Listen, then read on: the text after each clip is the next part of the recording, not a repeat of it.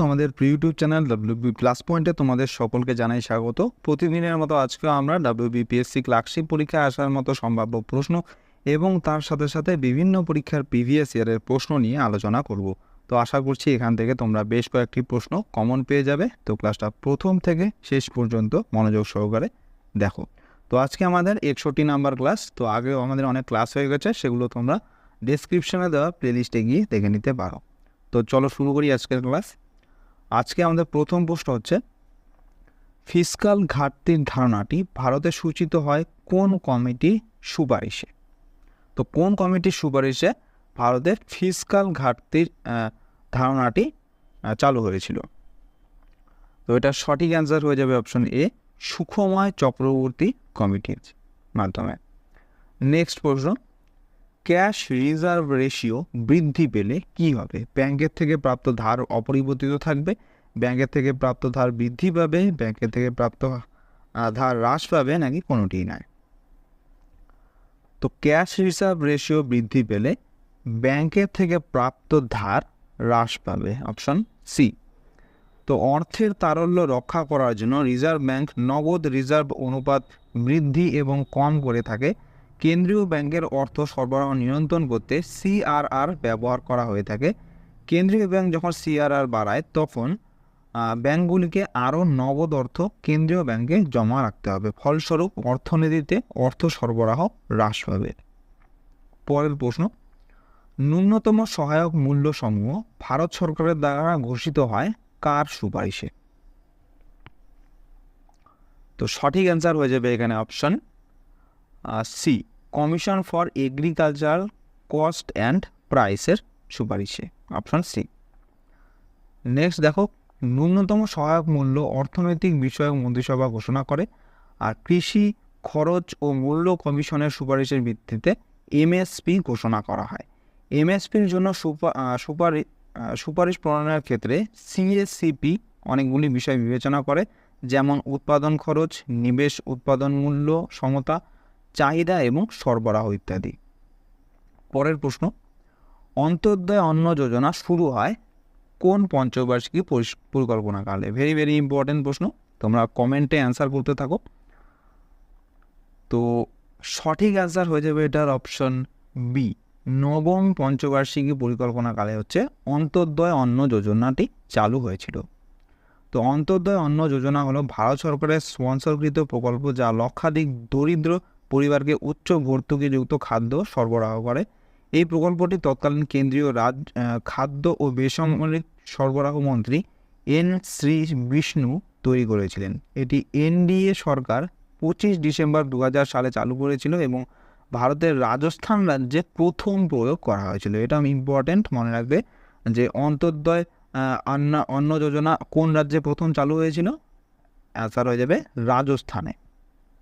Next প্রশ্ন, স্বাধীনতার পর ভারতে কত সালে ভাষার ভিত্তিতে অঙ্গরাজ্যগুলি পুনর্গঠিত হয়েছিল? ভেরি ভেরি ইম্পর্টেন্ট প্রশ্ন, আর তোমরা লাইভ কমেন্টে অ্যান্সার করতে থাকো। তো অ্যান্সার হয়ে যাবে এটা অপশন সি, 1956 সালে হচ্ছে ভাষার ভিত্তিতে অঙ্গরাজ্যগুলি পুনর্গঠিত হওয়া শুরু হয়। তো 1956 সালে ভারতীয় পার্লামেন্টে ভারতীয় অঙ্গরাজ্য পুনর্গঠন আইন পাশ হয়, যার মাধ্যমে মূলত ভাষার ভিত্তিতে ভারতবর্ষকে 14টি অঙ্গরাজ্যে এবং 6টি কেন্দ্রশাসিত অঞ্চলে ভাগ করা হয়েছিল। পরের প্রশ্ন, রাষ্ট্রপতি অর্ডিন্যান্স জারি করতে পারেন কেবলমাত্র তখনই যখন, তো অপশনগুলোর মধ্যে কোনটা অ্যান্সার হবে? অপশনগুলো অনেক বড় বড় আছে, তোমরা এটা পড়ে এটা তোমরা লাইভ কমেন্টে অ্যান্সার করো।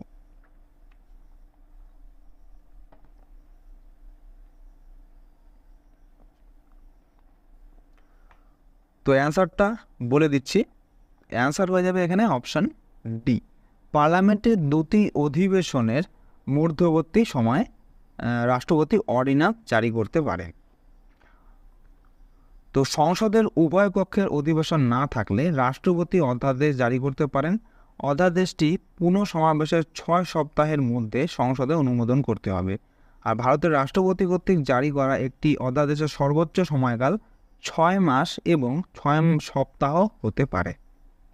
নেক্সট প্রশ্ন, ভারতের প্রধানমন্ত্রী হওয়ার জন্য পদপ্রার্থীর আবশ্যিক ন্যূনতম বয়স কত? অর্থাৎ প্রধানমন্ত্রী হওয়ার জন্য ন্যূনতম কত বয়সের প্রয়োজন হয়? ভেরি ভেরি ইম্পর্টেন্ট প্রশ্ন, তোমরা কমেন্টে অ্যান্সার করতে থাকো। তো ভারতের প্রধানমন্ত্রী হওয়ার ন্যূনতম বয়স হচ্ছে 25 বছর, অপশন সি। তো প্রধানমন্ত্রী হিসেবে নির্বাচিত ব্যক্তি যদি নির্বাচনের সময় লোকসভা বা রাজ্যসভার সদস্য না হন তবে তাকে 6 মাসের মধ্যে সংসদের যে কোনো একটি সদস্য হতে হবে। অর্থাৎ লোকসভা বা রাজ্যসভা যে কোনো সভার মধ্যে 6 মাসের মধ্যেই তাকে সদস্য ভোটে জয়ী হয়ে সদস্য হতে হবে। তো লোকসভা সদস্য হলে তার বয়স 25 বছরের বেশি হতে হবে, অথবা যদি তিনি রাজ্যসভার সদস্য হন তবে তার বয়স 30 বছরের বেশি হতে হবে। নেক্সট প্রশ্ন, সংবিধানের চূড়ান্ত ব্যাখ্যা করার অধিকারী কে? এটাও খুব ইম্পর্টেন্ট প্রশ্ন। তো মনে রাখবে, সংবিধানের চূড়ান্ত ব্যাখ্যা করার অধিকারী হচ্ছে সুপ্রিম কোর্ট, অপশন বি। তো ভারতীয় সংবিধানের যে কোনো অংশে চূড়ান্ত ব্যাখ্যা দেওয়ার ক্ষমতা সুপ্রিম কোর্টের আছে। সুপ্রিম কোর্ট আইনসভা কর্তৃক প্রণীত আইন, রাষ্ট্রপতি এবং রাজ্যপালের আদেশ ইত্যাদি সংবিধান বিরোধী কিনা তা পর্যালোচনা করে দেখে। পরের প্রশ্ন, নগরপালিকা আইন ভারতীয় সংবিধানের কত নম্বর তফসিলের অন্তর্ভুক্ত? নগরপালিকা আইন অর্থাৎ মিউনিসিপ্যালিটি আইন, এটা ভারতীয় সংবিধানের কত নম্বর তফসিল বা শিডিউলের অন্তর্গত? এটা খুব ইম্পর্টেন্ট প্রশ্ন। তো মনে রাখবে, মিউনিসিপ্যালিটি আইন বা নগরপালিকা আইন এটা হচ্ছে দ্বাদশ অর্থাৎ 12 নাম্বার শিডিউল বা তফসিলের অন্তর্ভুক্ত। তো 74তম সংবিধান সংশোধনীর মাধ্যমে, যেটা 1992 সালে হয়েছিল, এটার মাধ্যমে সংবিধানের পার্ট 9A-তে অধ্যায়টি যুক্ত হয় যা নগরপালিকা আইন নামে পরিচিত। এই অধ্যায়ে 243B থেকে 243ZG অনুচ্ছেদ আছে যা সংবিধানের দ্বাদশ তফসিলের অন্তর্ভুক্ত। পরের প্রশ্ন, কততম সংবিধান সংশোধনীর মাধ্যমে ভোটার হওয়ার বয়স ন্যূনতম বয়স 21 বছর থেকে কমিয়ে 18 বছর করা হয়েছিল? খুব ইম্পর্টেন্ট প্রশ্ন, মোস্ট রিপিটেড প্রশ্ন, এটা অনেকবার পরীক্ষায় আসে।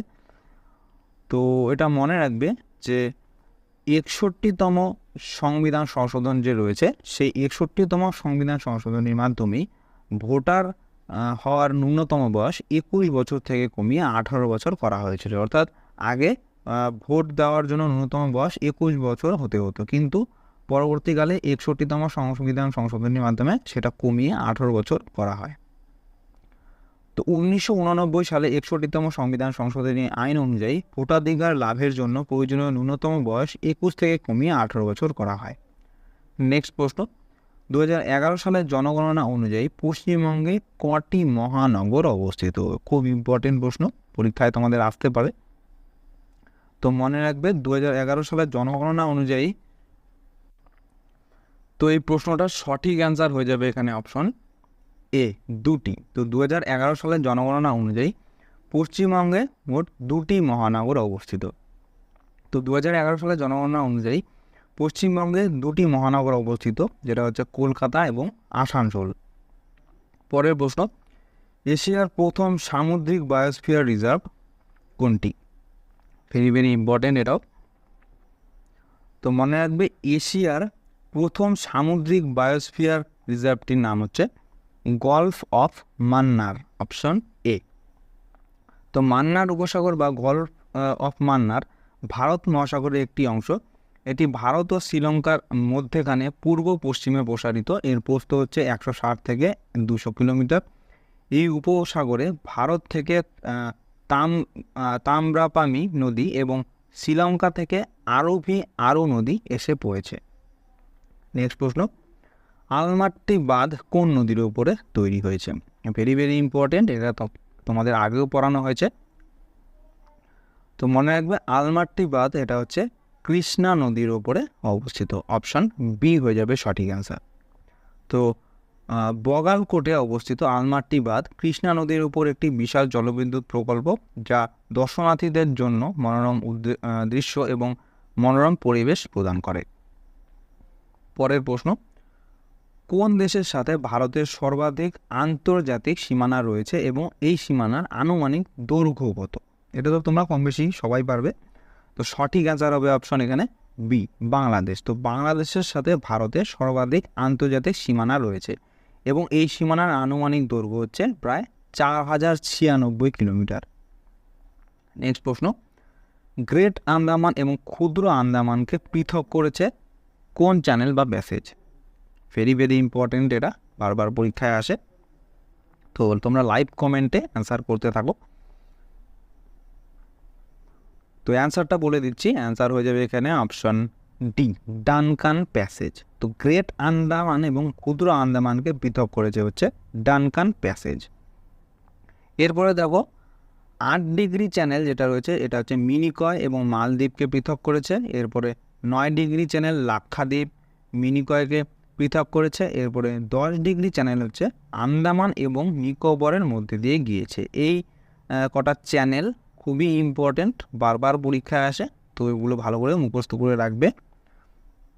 নেক্সট প্রশ্ন, কাইমুর হিল কোন পর্বত রেঞ্জের অন্তর্গত? অপশন হচ্ছে সাতপুরা, বিন্ধ্য, রাজমহল নাকি কোনোটিই নয়। তো এটা সঠিক অ্যান্সার হয়ে যাবে এখানে অপশন বি বিন্ধ্য। তো কাইমুর হচ্ছে বিন্ধ্য পর্বত রেঞ্জের অন্তর্গত। তো কাইমুর পর্বতমালা বিন্ধ্য পর্বতমালার পূর্ব দিকের অংশ, প্রায় 483 কিলোমিটার দীর্ঘ, যা মধ্যপ্রদেশের জবলপুর জেলার কাটাঙ্গি থেকে বিহারের রোহতাস জেলার সাসারাম পর্যন্ত বিস্তৃত আছে। নেক্সট প্রশ্ন, কাদম্বরীর রচয়িতাকে? এটাও খুব ইম্পর্টেন্ট প্রশ্ন। তো কাদম্বরীর রচয়িতা হচ্ছে বাণভট্ট, অপশন ডি। তো কাদম্বরীর রচয়িতা বাণভট্ট একজন বিরাট পণ্ডিত ছিলেন। তিনি হর্ষবর্ধনের জীবনী হর্ষচরিত রচনা করেছিলেন, খুব ইম্পর্টেন্ট লাইন এটা। এরপরে এটি বিশ্বের প্রথম জীবনী যা উপন্যাস হিসাবে রচিত হয়। আর সংস্কৃত কাব্যে কালিদাসের মতোই সংস্কৃত গদ্যে বাণভট্টের সমান মর্যাদা আছে। পরের প্রশ্ন, কুতুবউদ্দিন আইবকের পরে সিংহাসনে কে বসেছিলেন? এটা খুব ইম্পর্টেন্ট প্রশ্ন। তো তোমরা সবাই এখানে অ্যান্সার করবে ইলতুৎমিশ, কিন্তু এখানে ইলতুৎমিশ হবে না। তো এখানে বলে দিই অ্যান্সার হয়ে যাবে এখানে অপশন সি আরাম শাহ। আরাম শাহ বসেছিলেন, কিন্তু তারপরেই আরাম শাহর পরে ইলতুৎমিশ সিংহাসনে বসেছিলেন। তো এই কুতুবউদ্দিনের জামাতা বাদাউনের শাসনকর্তা যিনি ছিলেন হচ্ছে আরাম শাহ, তো তাকে ইলতুৎমিশ তাকে পরাস্ত করে পরে সিংহাসনে বসেছিলেন। নেক্সট প্রশ্ন, ভারত মাতা যেটা 1905 সালে তৈরি করা হয়েছিল চিত্রটা, তো এই চিত্রটা কে তৈরি করেছিলেন? খুব ইম্পর্টেন্ট প্রশ্ন এবং WBCS পরীক্ষায় অনেকবার এসেছে প্রশ্নটা। তো মনে রাখবে ভারত মাতা যে চিত্রটি রয়েছে এটা এঁকেছিলেন অবনীন্দ্রনাথ ঠাকুর, অপশন বি। নেক্সট প্রশ্ন, মুসলিম লীগ কবে ডিভাইড অ্যান্ড কুইট? তো মুসলিম লীগ কবে ডিভাইড অ্যান্ড কুইট এই স্লোগানটি দিয়েছিল? খুব ইম্পর্টেন্ট এটাও। তো সঠিক অ্যান্সার হয়ে যাবে এখানে অপশন ডি 1943 সালে মুসলিম লীগ ডিভাইড অ্যান্ড কুইট স্লোগানটি দিয়েছিল। তো করাচি 1943 সালের অধিবেশনে মুসলিম লীগ স্লোগান দেয় হচ্ছে ভাগ করো এবং ছাড়ো, অর্থাৎ ছেড়ে দাও, ডিভাইড অ্যান্ড কুইট। নেক্সট প্রশ্ন, নিম্নের কোনটি প্রবাসী রাজনীতিবিদ MN রায়ের সমাজতন্ত্রী সংবাদপত্র? তো MN রায়ের সমাজতন্ত্রী সংবাদপত্র নাম কি? তো এখানে অ্যান্সার হয়ে যাবে অপশন বি দি শ্রমিক। নেক্সট প্রশ্ন, মাইটোটিক দশার মোট কটি ভাগ রয়েছে? 2টি, 3টি, 4টি নাকি 6টি? এটা তো তোমরা কম বেশি সবাই পারবে। তো এটা সঠিক অ্যান্সার হয়ে যাবে এখানে অপশন সি 4টি। তো মাইটোটিক দশার মোট 4টি ভাগ রয়েছে। তো মাইটোটিক কোষ বিভাজনের 4টি দশা, যথা প্রোফেজ, মেটাফেজ, অ্যানাফেজ এবং টেলোফেজ দশা। নেক্সট প্রশ্ন, E=mc² সমীকরণের প্রতিষ্ঠাতাকে? এটা তো বারবার পরীক্ষায় আসে, খুব ইম্পর্টেন্ট। তো E=mc² এর প্রতিষ্ঠাতা হচ্ছে আইনস্টাইন, অপশন বি হয়ে যাবে সঠিক অ্যান্সার। এখানে এম হচ্ছে বস্তুর ভর আর সি হচ্ছে আলোর গতিবেগ। তো E=mc² এটিকে সাধারণত ভর শক্তি সম্পর্ক তত্ত্ব বলা হয়। পরের প্রশ্ন, সবচেয়ে হালকা নিষ্ক্রিয় মৌল কোনটি? অপশন হচ্ছে হিলিয়াম, নিয়ন, আর্গন নাকি ক্রিপ্টন। তোমরা লাইভ কমেন্টে অ্যান্সার করতে থাকো, তাহলে তোমাদের প্র্যাকটিসটা ভালো হবে। তো বলে দেই, সবথেকে হালকা নিষ্ক্রিয় মূল হচ্ছে হিলিয়াম, অপশান এ। তো সবচেয়ে হালকা নিষ্ক্রিয় মূল হচ্ছে হিলিয়াম, একমাত্র হাইড্রোজেন এর চেয়ে হালকা। হিলিয়াম একটি বর্ণহীন, গন্ধহীন এবং স্বাদহীন নিষ্ক্রিয় গ্যাস। এই মৌলিক পদার্থের পারমাণবিক সংখ্যা হচ্ছে 2। নেক্সট প্রশ্ন, আলোকবর্ষ কিসের একক? সময়, দূরত্ব, আলো নাকি গ্রহের ভরের একক? তো মনে রাখবে, আলোকবর্ষ হচ্ছে দূরত্বর একক, অর্থাৎ দূরত্ব মাপার একক। নেক্সট প্রশ্ন, আলোর তরঙ্গ তত্ত্বের প্রবক্তাকে? ভেরি ভেরি ইম্পর্টেন্ট, পরীক্ষায় আসতে পারে তোমাদের এরকম প্রশ্ন। তো মনে রাখবে, আলোর তরঙ্গ তত্ত্বের প্রবক্তা হচ্ছে হাইগেন্স, অপশন সি। তো দীপ্তিমান বস্তু থেকে আলো কিভাবে আমাদের চোখে আসে তা ব্যাখ্যার জন্য বিজ্ঞানীরা এই পর্যন্ত 4টি তত্ত্ব প্রদান করেন। এর মধ্যে 1678 সালে আলোর তরঙ্গ তত্ত্ব উদ্ভাবন করেন বিজ্ঞানী হাইগেন্স। নেক্সট প্রশ্ন, কোন প্রক্রিয়ায় সূর্যের তাপ আমাদের কাছে এসে পৌঁছায়? পরিবহন, পরিচলন, বিকিরণ নাকি কোনোভাবেই নয়? Very very important. তো এখানে কোনোভাবেই নয়, এটা তো হবেই না। তো অপশন এই 3টের মধ্যে অ্যান্সার হবে, এ, বি, সির মধ্যে অ্যান্সার হবে। তো এখানে সঠিক অ্যান্সার হয়ে যাবে অপশন সি, বিকিরণ। তো সূর্যের তাপ আমাদের কাছে এসে পৌঁছায় বিকিরণ পদ্ধতিতে। তো বিকিরণ হচ্ছে সূর্য থেকে পৃথিবীতে তাপ স্থানান্তরের পদ্ধতি। এরপরে পরিবহন ও পরিচালন পদ্ধতিতে তাপ সঞ্চালনের জন্য যে কোনো মাধ্যমের প্রয়োজন হয়, কিন্তু এই বিকিরণ পদ্ধতিতে তাপ সঞ্চালনের জন্য কোনো জড় মাধ্যমেরই প্রয়োজন হয় না। পৃথিবী ও সূর্যের মধ্যে কয়েকশো কিলোমিটার বায়ুমণ্ডল ব্যতীত আর কোনো জড় নেই, পদার্থ নেই। সূর্য থেকে তাপ তড়িৎ চুম্বকীয় তরঙ্গ আকারে বিকিরণ পদ্ধতিতে পৃথিবীতে আসে। পরের প্রশ্ন, অন্ধকার দশায় উৎপন্ন স্থায়ী যৌগটির নাম কি? অর্থাৎ সালোকসংশ্লেষের যে অন্ধকার দশা হয়, সেই অন্ধকার দশায় উৎপন্ন যে স্থায়ী যৌগ উৎপন্ন হয়, সেই স্থায়ী যৌগটির নাম কি? খুব ইম্পর্টেন্ট প্রশ্ন। তো সঠিক অ্যান্সার হয়ে যাবে এখানে অপশান এ, পিজিএ। পিজিএ এটা হচ্ছে সালোকসংশ্লেষের অন্ধকার দশায় উৎপন্ন স্থায়ী যৌগ। তো অন্ধকার দশাটি তৈরি হয় হচ্ছে ক্লোরোপ্লাস্টের স্ট্রোমা অঞ্চলে। আর আলোক দশাটি সম্পন্ন হয়, এটা মনে রাখবে, গ্রানা অঞ্চলে। তো ক্লোরোপ্লাস্টের গ্রানা অঞ্চলে হচ্ছে আলোক দশা, আর অন্ধকার দশা হয় হচ্ছে স্ট্রোমা অঞ্চল। নেক্সট প্রশ্ন, ইকোলজি শব্দের প্রবর্তক কে? এটা তো WBCS এবং PSC অনেকবার পরীক্ষায় এসেছে এই প্রশ্নটা, খুব ইম্পর্টেন্ট। তো ইকোলজি শব্দের প্রবর্তক হচ্ছে হেকেল, আর্নস্ট হেকেল। তো ইকোলজি শব্দটি জার্মান বিজ্ঞানী আর্নস্ট হেকেল 1869 সালে সর্বপ্রথম প্রণয়ন করেন। পরের প্রশ্ন, সোয়ান কোষ কোথায় দেখা যায়? তো সোয়ান কোষ তো আমরা জানি যে এটা নিউরনে দেখা যায়। অর্থাৎ নিউরনের মধ্যে দেখা যায়, অর্থাৎ স্নায়ু কোষের মধ্যে দেখা যায়।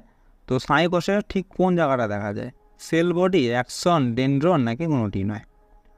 তো মনে রাখবে, সোয়ান কোষ এটা দেখা যায় হচ্ছে নিউরনের অ্যাক্সন অংশে, অপশন বি। তো নিউরনকে কখনো কখনো স্নায়ু কোষও বলা হলেও এটি পুরোপুরি সঠিক নয়, যেহেতু অনেক নিউরনই স্নায়ু গঠন করে না। আবার স্নায়ুতে অনিউরন কোষ যেমন সোয়ান কোষ থাকে, যা অ্যাক্সনকে মায়েলিয়ানে আবৃত করে রাখে। প্রতিটি স্নায়ু রজ্জুর ন্যায় গঠন, যাতে অনেক অ্যাকশন থাকে। নেক্সট প্রশ্ন, পঞ্চতন্ত্র কে রচনা করেছিলেন? এটা তো তোমরা অনেকেই পারবে, তো অ্যান্সার করো তোমরা। তো পঞ্চতন্ত্র রচনা করেছিলেন হচ্ছে বিষ্ণু শর্মা, অপশান বি হয়ে যাবে সঠিক অ্যান্সার। এরপরে দেখো বাণভট্ট, এগুলো খুব ইম্পর্টেন্ট, এখান থেকে একটা না একটা প্রশ্ন আসতে পারে তোমাদের। তো বাণভট্ট রচনা করেছিলেন হর্ষচরিত, পাণিনি রচনা করেছিলেন অষ্টাধ্যায়ী, আর কালিদাস রচনা করেছিলেন অভিজ্ঞান শকুন্তলম। এই 3টো খুব ইম্পর্টেন্ট। নেক্সট প্রশ্ন, গুরু বিপিন সিংহ যে নাচের সাথে যুক্ত ছিলেন সেটা কি? এটাও খুব ইম্পর্টেন্ট প্রশ্ন। তো গুরু বিপিন সিংহ মনে রাখবে, তিনি হচ্ছে মণিপুরী নাচের সাথে যুক্ত ছিলেন, অপশন সি। পরের প্রশ্ন, আল্ট্রাভায়োলেট রশ্মি কে আবিষ্কার করেছিলেন? তো মনে রাখবে, আল্ট্রাভায়োলেট রশ্মি আবিষ্কার করেছিলেন হচ্ছে বিজ্ঞানী রিটার, অপশন ডি। পরের প্রশ্ন, সিকিমের শেষ স্বাধীন শাসক কে ছিলেন? তো সিকিমের শেষ স্বাধীন শাসক ছিলেন হচ্ছে পালদেন নামগোয়াল, অপশন ডি। তো পালদেন নামগোয়াল ছিলেন হচ্ছে সিকিমের শেষ স্বাধীন শাসক। পরের প্রশ্ন, কে জীবিতকালে সবথেকে বেশি অস্কার পেয়েছিলেন? অপশন হচ্ছে David Lean, Walt Disney, Charlie Chaplin নাকি সত্যজিৎ রায়। এটাও খুব ইম্পর্টেন্ট প্রশ্ন। তো এটার সঠিক অ্যান্সার হয়ে যাবে অপশন এ, ডেভিড লিন। ইনি হচ্ছে সবথেকে বেশিবার অস্কার পেয়েছিলেন। পরের প্রশ্ন, আমজাদ আলী খাঁ কোন যন্ত্র সঙ্গীতের সঙ্গে যুক্ত ছিলেন? এটাও খুব ইম্পর্ট্যান্ট প্রশ্ন, বারবার পরীক্ষায় আসে এবং মোস্ট রিপিটেড প্রশ্ন। তো অপশন হচ্ছে সরোদ, বেহালা, বীণা নাকি সেতার। তো আমজাদ আলী কোন যন্ত্র সঙ্গীতের সাথে যুক্ত? তো অ্যান্সার হয়ে যাবে এখানে অপশন এ, সরোদ। তো আমজাদ আলী খাঁ সরোদ বাদ্যযন্ত্রের সাথে যুক্ত। তো ওস্তাদ আমজাদ আলী খান একজন ভারতীয় ধ্রুপদী সরোদবাদক, যিনি তার স্পষ্ট এবং দ্রুত ইখারা তানের জন্য সর্বাধিক পরিচিত। পরের প্রশ্ন, পুলিৎজার পুরস্কার কোন ক্ষেত্রে দেওয়া হয়? এটাও তোমাদের আগেও পড়ানো হয়েছিল, খুবই ইম্পর্টেন্ট প্রশ্ন। তো মনে রাখবে, পুলিৎজার পুরস্কার দেওয়া হয় হচ্ছে সাহিত্য এবং সাংবাদিকতার ক্ষেত্রে, অপশন সি। তো পুলিৎজার পুরস্কার মার্কিন যুক্তরাষ্ট্রের ছাপা সাংবাদিকতা, সাহিত্য এবং সঙ্গীতের সর্বোচ্চ পুরস্কার হিসেবে বহুল সমাদৃত। পরের প্রশ্ন, নমসু উৎসবটি কোন রাজ্যে পালিত হয়? খুব ইম্পর্টেন্ট প্রশ্ন। তো উৎসব সম্পর্কিত প্রশ্ন বারবারই পরীক্ষায় আসে, যে কোনো পরীক্ষার জন্যই খুবই ইম্পর্টেন্ট এটা। তো নমসু উৎসবটি মনে রাখবে, এটা হচ্ছে সিকিম রাজ্যে পালিত হয়, অপশন বি। পরের প্রশ্ন, হিরোশিমা দিবস পালন করা হয় কোন তারিখে? এটা এই সম্পর্কিত প্রশ্ন তোমাদের আগেও পড়ানো হয়েছিল। যারা তোমরা আমাদের ক্লাস কন্টিনিউ দেখো তারা অবশ্যই এটার অ্যান্সার করতে পারবে। তো তোমরা লাইভ কমেন্টে অ্যান্সার করো। তো মনে রাখবে, হিরোশিমা দিবস পালন করা হয় প্রতি বছর 6 আগস্ট তারিখে, অপশন ডি হয়ে যাবে সঠিক অ্যান্সার।